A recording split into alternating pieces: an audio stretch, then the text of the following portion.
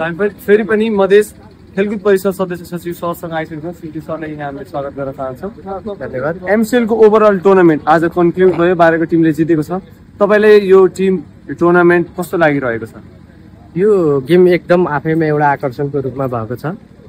प्रधानमन्त्री कप पछि यसोभन्दा यो देशको ठुलो इभेन्टको रूपमा प्रतियोगिताको रूपमा हामीले यसलाई राख्यौँ र हामीले यो मध्य प्रदेशमा के अनुभूति गराउन चाह्यो भने परिषद तपाईहरुको सँगमा छ। परिषद यो मध्य प्रदेशबाट यो देशमा सबभन्दा बढी मध्य प्रदेशबाट चाहिँ खेलाडी हामी उत्पादन गर्छौं। यो क्रिकेटको माध्यमबाट एउटा खेलप्रतिको आकर्षण आम जनतामा, आम खेलाडीमा उत्साहको रूपमा, आम गार्जियनमा पनि हाम्रो छोराछोरीलाई खेलकुदसँग जोड्नुपर्छ, खेलकुदलाई व्यवसायीकरण गर्नुपर्छ।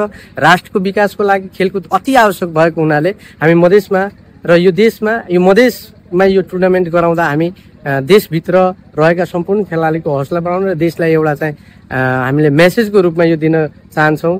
मधेस भोलि आउने दिनमा चाहिँ खेलकुदको हब हुनेछ। खेलाडीहरूको सँगमा अब उसका अभिभावक परिषद आइसकेको छ। खेल र खेलाडीहरूको सँगसँगै मधेस खेलकुद परिषद रहनेछ। यो प्रतियोगिताले हामीले एउटा उत्साह गराएका छौँ, एउटा हामी खेलाडीहरूको बीचमा उपस्थित भएका छौँ।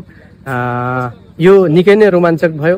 यहाँका अब आन्तरिक हामी हरेक जिल्लाबाट प्रतियोगिता गराएर एकअर्कासँग प्रतियोगितामा सहभागी गराएर निकै नै खेलाडीहरूलाई हामी सहभागी गराउन सफल भयौँ र यसले एउटा मेसेज दिन्छ आउने दिनमा चाहिँ मध्य प्रदेश खेलकुदको हब बन्छ भन्ने एउटा सङ्केतको रूपमा यसलाई हामी सकारात्मक सोचका साथ अगाडि बढ्छौँ। सर, एउटा अर्को प्रश्न जस्तो कि यो दुईटा भेन्यूमा भयो, दुईटा भेन्यूमा गर्दाखेरि डिफ्रेन्ट चुनौतीहरू भइरहेको होला।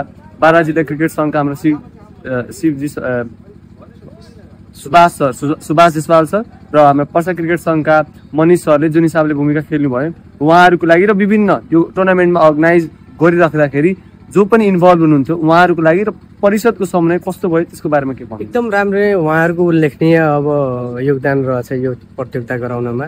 उहाँहरू अहोरात खट्नु भएको छ। हामीले कतिचोटि उहाँहरूले कन्भिन्स गर्नुभयो, क्यानसँग उहाँहरूले निकै समन्वय गर्नुभयो।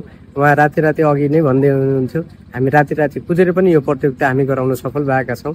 उहाँहरूको यो खेलप्रतिको माया र खेलप्रतिको विश्वास अझै दिनमा होस् म शुभकामना दिन चाहन्छु। उहाँहरूको यो क्रियाशीलता, उहाँहरूको यो कार्य आउने दिनमा अझै व्यवस्थित यो क्रिकेटलाई मध्य प्रदेशमा गर्नेछ, यो राष्ट्रमा एउटा मध्य प्रदेशबाट चाहिँ अनुभूति गराउनेछ भन्ने उहाँहरूको यो क्रियाशीलता निकै नै सराहनीय र यस्तो हाम्रो थुप्रै अनुकूल नमिलेको बेलामा पनि उहाँहरूले हाम्रो मौसम पनि हामीलाई थुप्रै अनुकूलका बावजुद पनि उहाँहरूले यो दुईटा जिल्लामा बाँडेर यो प्रतियोगिताहरू गराउन सफल हुनुभयो।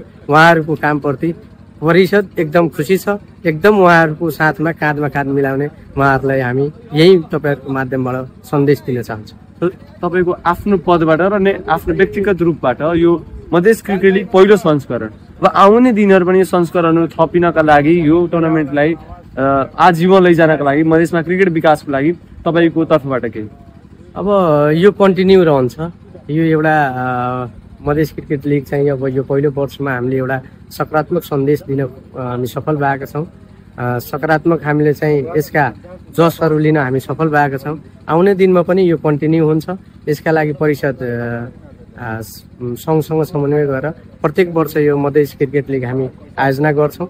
ठाउँ फरक हुन सक्छ होला तर यो आयोजना हामी हरेक वर्ष गर्छौँ र यसका संरचना आउने दिनमा पनि संरचनामा पनि विकास गर्ने परिषदको तर्फबाट म तपाईँहरूको बिचमा कमिटमेन्ट गर्छु। आउने अब वर्षमा यहाँ प्रतियोगिता यदि भएछ भने यहाँका संरचनाहरू पनि केही न केही फेरिनेछ। त्यति म तपाईँहरूको बिचमा राख्न चाहन्छु। धन्यवाद सर, तपाईँको धन्यवाद।